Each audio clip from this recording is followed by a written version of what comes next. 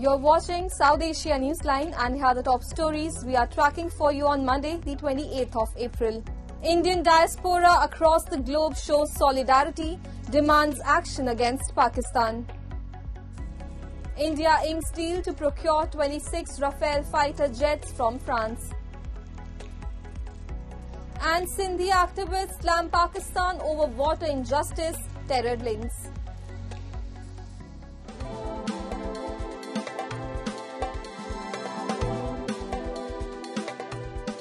And now for all the details.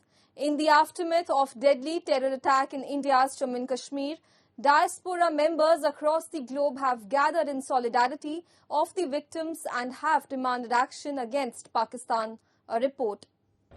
In a strong show of solidarity in the aftermath of the deadly terror attack in Pahalgam, in India's Jammu and Kashmir, the Indian diaspora across the world has been staging protests against the incident. Staging a demonstration near the Eiffel Tower, members of the Indian community chanted slogans, sending out a loud and clear message against terrorism and its alleged sponsors. The protesters squarely blamed Pakistan for harboring and supporting terror activities that continue to claim innocent lives in Kashmir.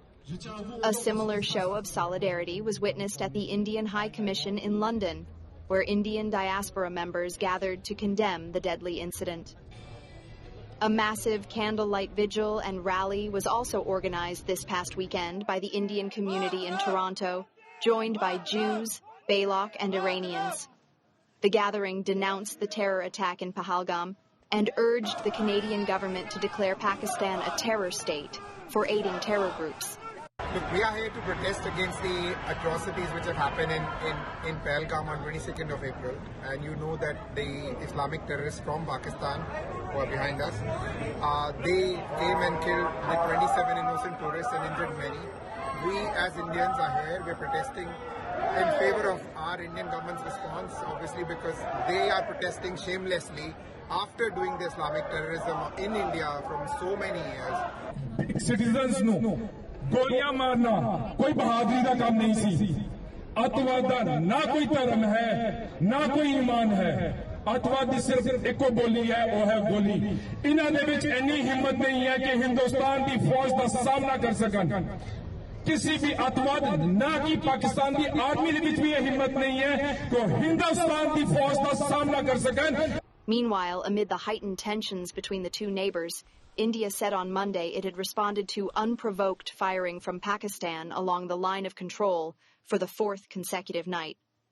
After the April 22nd attack that killed 26 people, India has identified 2 of the 3 suspected terrorists as Pakistani, although Islamabad has denied any role. India and France on Monday formally signed a multi-billion defense deal for acquisition of 26 Rafale M fighter jets for the Indian Navy. The deal, valued at $7.4 billion, will provide India with 22 single-seaters and 4 twin-seaters fighter jets, along with a comprehensive package for fleet maintenance, logistical support, personnel training and indigenous component manufacturing. The deal was approved by India's Cabinet Committee of Security, chaired by Indian Prime Minister Narendra Modi earlier in April 2025. Deliveries of the Rafale M fighter aircrafts are expected to begin by end of 2029 and will be deployed on INS Vikrant, India's first indigenous aircraft carrier, replacing the Navy's aging Russian MiG-29K fleet. Notably, the Indian Air Force also operates 36 Rafale C variant fighter jets at its bases in Ambala and Hashimara.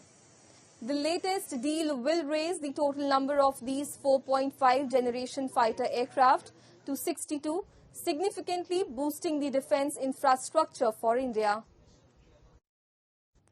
And the Indus Waters Treaty, hailed as one of the world's most resilient agreements, is under fresh strain after the Pahalgam terror attack.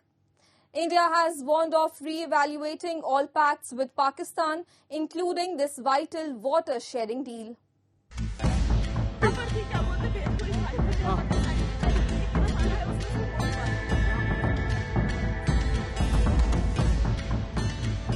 The Indus Waters Treaty, signed in 1960, is often hailed as one of the most successful water-sharing agreements in history.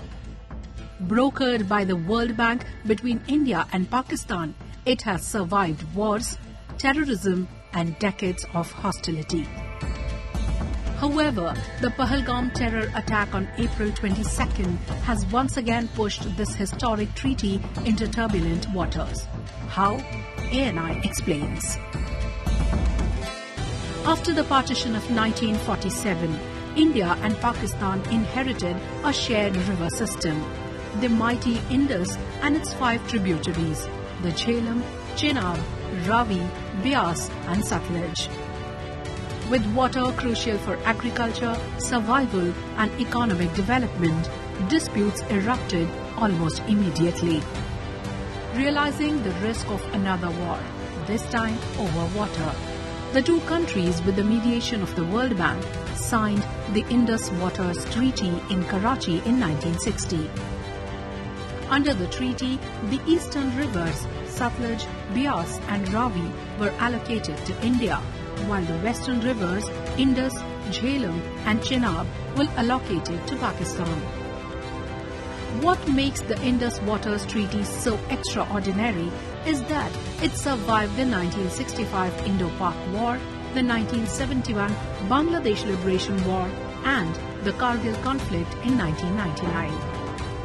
Even during times of extreme hostility, water kept flowing, quite literally.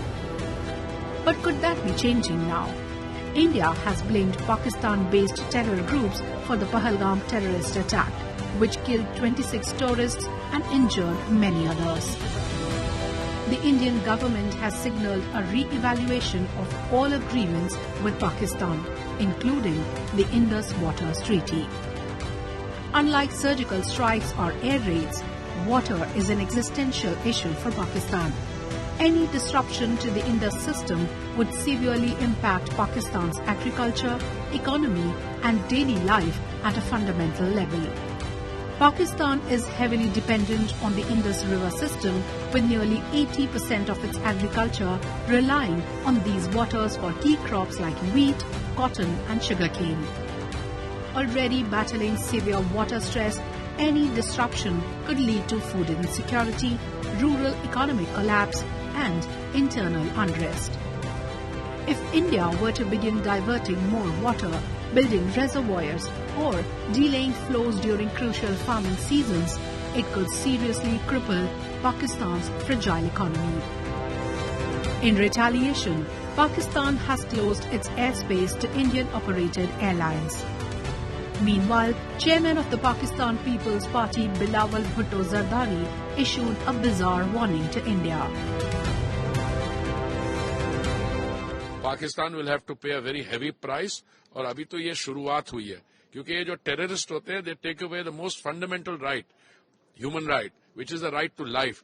Innocent लोगों को ऐसे line में खड़ा करके उनका religion पूछ के ऐसे करना, it's a highly condemnable, और इसकी condemnation सिर्फ भारत का हर एक नागरिक नहीं कर रहा है, globally, worldwide. अब सब देखिए, all countries are condemning it. The Indus Water Treaty has long reflected India's commitment to peaceful cooperation, even in the face of repeated provocations. As India reviews its options under the framework of the treaty, it continues to act within its rights and responsibilities. Meanwhile, Sindhi activists have launched sharp criticism against Pakistan, accusing it of sponsoring terrorism and committing water injustice against Sindh province. This follows India's suspension of the Indus Water Treaty. A report. Following the suspension of the Indus Water Treaty by India, after the Pahalgam terror attack, Sindhi activists have intensified criticism of Pakistan, accusing it of sponsoring terrorism and stealing Sindh's water rights. Dr. Hidayat Bhutto of the World Sindhi Congress condemned the attack and called Pakistan a global sponsor of terror, sheltering UN-designated terrorists like Hafiz Saeed and Masood Azhar. He further accused Pakistan of signing the 1960 Indus Water Treaty without Sindh's consent systematically diverting Sindh's water to Punjab through illegal canals and dams. क्योंकि पंजाब ने जो है वो हमेशा वादों की खिलाफ वर्जी की है। उन्होंने सिंधु से लिंक कैनाल्स खोले हैं इस प्रॉमिस पर कि वो जो हैं सिर्फ और सिर्फ जो हैं फ्लड की सूरत में हम खोलेंगे, लेकिन उन्होंने फ्रॉड किया हमारे साथ और मुसलसल फ्रॉड करते रहे हैं, क्योंकि वो जो लिंक कैनाल्स जो फ्लड कैनाल्स थे उनको जो है वो 12 महीने साल के जो है वो खुला रखते हैं और हमारे पानी की चोरी भी करते हैं। Activist Shafi Burfat also accused Pakistani government of turning Sindh into a colony since 1947, looting its resources and erasing its identity. लेकिन पंजाब ने पाकिस्तान बनने के बाद इस पूरे रीजन की कौमों को कॉलोनी बनाकर उनके खिलाफ जिस तरह सियासी जबर, मुआशी इस्तेहसाल, लूटमार, नस्लकशी, तहजीब और तमद्दुन को खत्म करना, जबानों को खत्म करना, ये सारी जो पंजाबी साम्राज्य थे उसके खिलाफ सिंध के लोग आज सरापा एहतजाज हैं। India's point person on Afghanistan, M. Anand Prakash, held talks with Taliban's acting foreign minister Amir Khan Muttaqi on Sunday in Kabul and addressed political and trade issues. Muttaqi emphasized the increase in diplomatic and economic relations between the two countries and added Indian investors should take advantage of opportunities to invest in Afghanistan, a Taliban spokesperson informed on X. India has not yet recognized the Taliban regime in Afghanistan and has been pitching for the formation of an inclusive government, besides insisting that Afghan soil must not be used for any terrorist activities. India has been pitching for providing unimpeded humanitarian aid to Afghanistan to address the unfolding humanitarian crisis in the country. In June 2022, India re-established its diplomatic presence in Kabul by deploying a technical team in its embassy in the Afghan capital. India had withdrawn its officials after the Taliban ceasefire in August 2021, following concerns over their security. Bangladesh interim government's chief advisor, Mohammad Yunus, has said that his administration is the best solution for Bangladesh as the country undergoes transition following the July 2024 protest. In an interview with Al Jazeera, the chief advisor called the ousting of Sheikh Hasina as second liberation and expressed confidence in the public support for the current administration, describing it as the best solution. Yunus accused Hasina's administration for plundering the economy over the past decade and destroying institutions. Young people emerged saying enough, and on 5th of August, they made it happen, Yunus was quoted as saying. Talking about elections, the interim government had outlined a flexible timeline as opposed to the political parties and said the polls are possible in the country by December 2025, but can be as late as June next year. The octogenarian leader took over the power reins on instance of protesters who led a mass uprising against Sheikh Hasina. The protest, which started as public job quota movement, escalated into uprising against Hasina, who fled to India after a mob attacked her official residence. Living in exile, she has accused the Yunus administration of destroying the secular fabric of Bangladesh, and she has vowed to return to Dhaka soon. Thousands of people in Nepal on Thursday gathered at the sacred Mata Tirath pond on the outskirts of capital Kathmandu to mark Mata Tirath Onsi festival to pay homage to the departed souls of their mothers. As part of the tradition, people wake up early and worship their mothers by giving presents to them. Those who don't have their mothers reach the pilgrim site to take a holy dip and observe the day by offering alms to the poor. The festival, which falls in the month of Baisakh, is also called the Nepali Mother's Day.